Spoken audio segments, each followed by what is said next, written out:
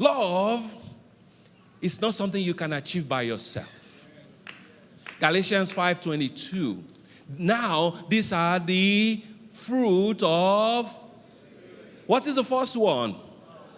Agape is the word used there. Agape.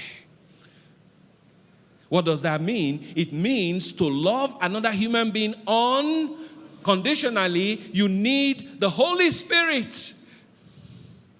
You need the righteousness that only comes from God. In Romans 6, Paul said, when we give our life to Christ, or before Christ, we used to be slaves of our sin nature. But when we give our life to Christ, we now become slaves of righteousness. He said, we are now dead to sin, not sin nature, but to sin.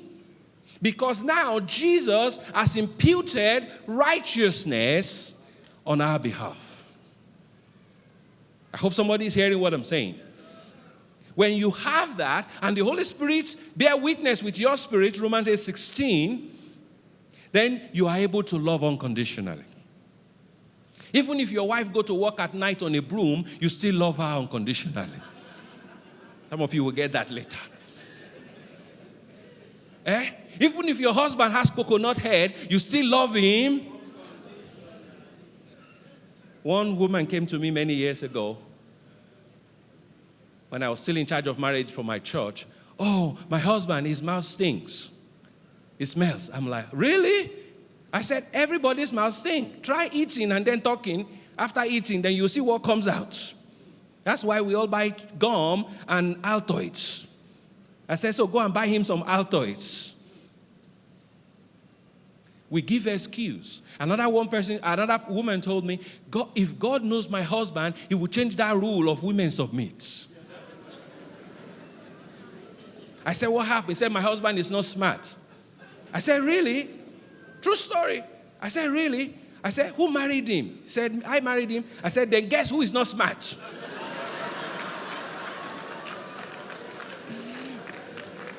Because if you think he's stupid and you married him, I'm not good at math, but there's something there.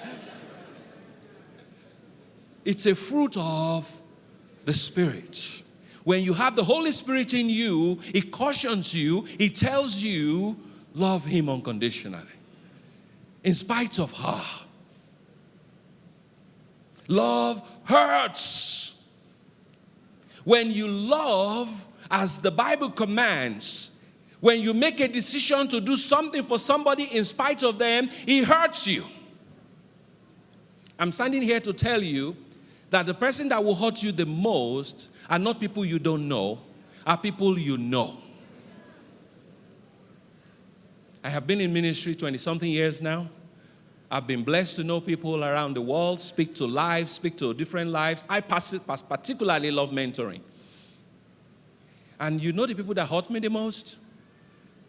They are the people I pour into their life. Finally, God told me, no, you don't understand. You are doing this not for them, but as unto the Lord. So don't hurt. Don't hurt. Why are you hurting? Even your children will hurt you. Your spouse will hurt you. At least what you think is hurt.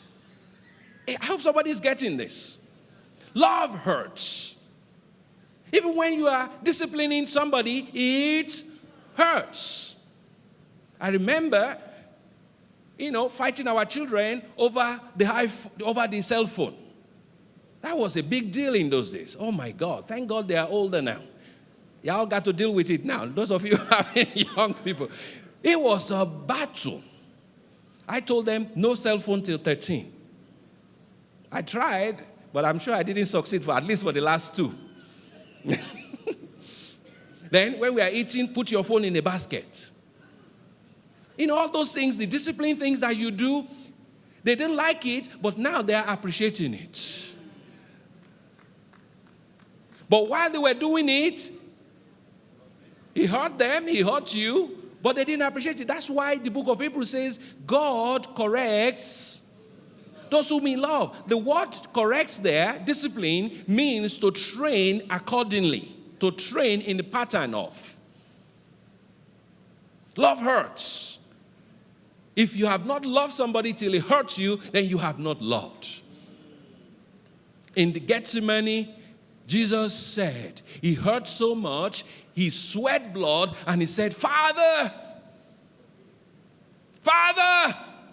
can we go to plan B? He said, but not my will, but your will be done. The next time the devil is telling you something about your spouse that is not of God, that hurts you, say, Father, this hurts, but not my will, but your will. I know some of you are saying, I reject that. But you will receive it.